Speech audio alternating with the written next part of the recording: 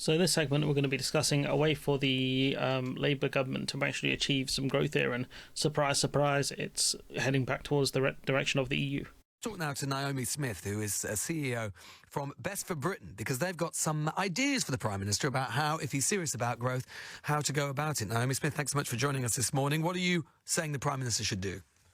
Well, we commissioned an independent think tank in Frontier Economics to model some different scenarios for us about what level of GDP growth both the UK and the EU could get if they did a closer alignment relationship.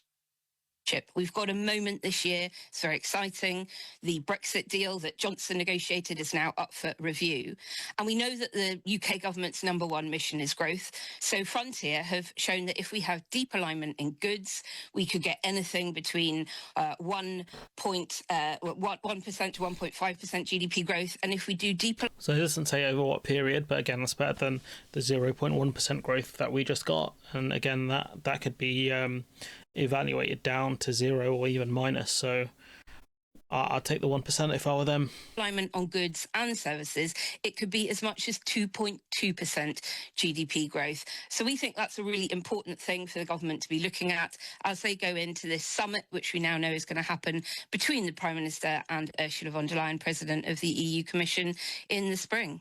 It's interesting. I was having a conversation with a Labour MP this week, Naomi, and I was really struck the extent to which, actually, obviously, as you know, for the Prime Minister and for the Labour Party, any kind of really big revision of the post-Brexit economic architecture, the TCA that we've had, anything about customs union and so on, it's just been the third rail. They don't want to touch it. I was surprised at the extent to which this Labour MP, who I think is pretty representative of the PLP, was saying there is a quite rapidly shifting consensus on this because they're so afraid of the alternative. They know that maybe the politics around Brexit might be difficult, but the politics around the complete lack of growth by the next end of this Parliament could be even worse. Do you think that there is a shifting consensus here? And this is what I mean, they're going to be desperate because there's no policy really that Reeves has which is going to grow the economy, not a fourth runway on Heathrow, the idea that we're going to suddenly magically get all this investment money unless they do mass deregulation,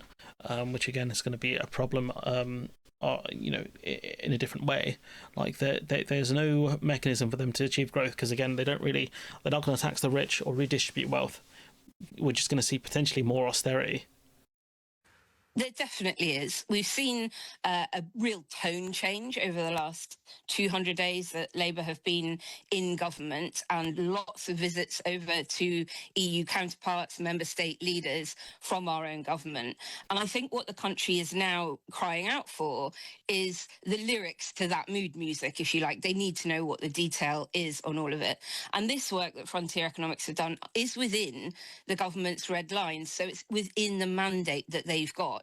It isn't about rejoining the customs union or the single market, but it is saying within those red lines, what level of GDP growth could we be looking at? And you quite rightly mentioned that things are changing quite rapidly. And of course, with President Trump threatening tariffs, will he, won't he? At what level will he apply them? Nobody knows. It is and true, so though. the certainty you can get from aligning with your largest trading partner offers a bit of, ballast, if you like, in those very choppy geopolitical waters and economic waters that we are in. And, really, we're still around the same level of EU standards anyway, so we haven't really diverged that much. I think the EU's tightened up certain rules around baby food and things like that, but that'd be easy for the government to kind of sort out quickly. So it's a good point she's raising there in terms of within the red lines, there's still things the Labour government can do. It's just a question of will they actually do it, and I don't know if they will.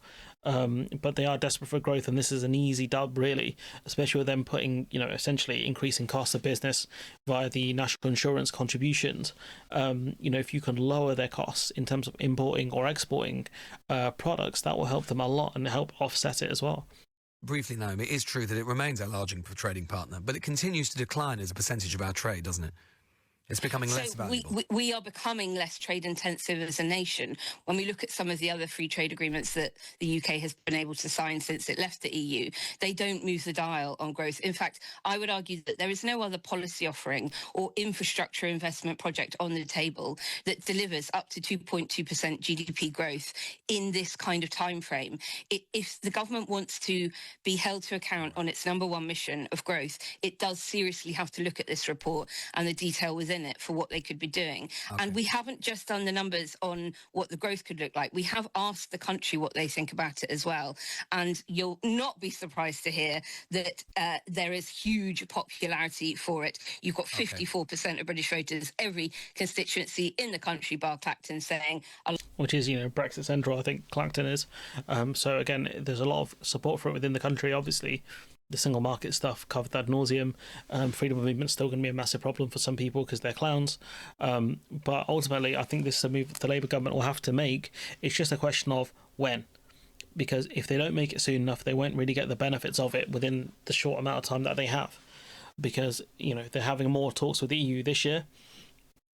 If they get, kind of an alignment deal in 26, which I think is when it's time for the, not renegotiation, the discussion around the trading cooperation agreement, maybe they'll get that kind of agreement done there. The review, that's the word I was looking for, in 26. So maybe you implement alignment in, say, 2026, 27, and you've only got really a couple of years until the election comes around, so you might not have enough time. If they get it done this year, again, it gives them a much longer time in order to kind of get growth, but also show we've gotten rid of all of this red tape. If you elect the Reform Party or if you elect the Tories back in, they're going to increase the amount of red tape that we're going to see, because they're going to bring back things like customs and things like that, because they're going to get rid of all the agreements we have with the EU in order to chase a mythical trade deal with the Americans.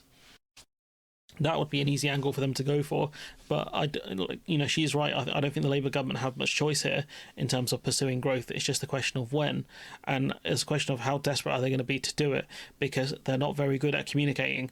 So all you're going to see is a lot of people saying this is Labour's way of taking us back into the EU. Star Wars always a Remainer, etc.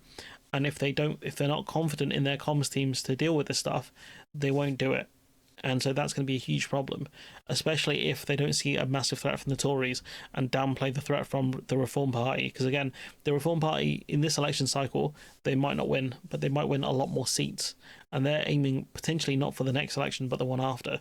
They're aiming to replace the Conservative Party, which is scary. Very, very scary.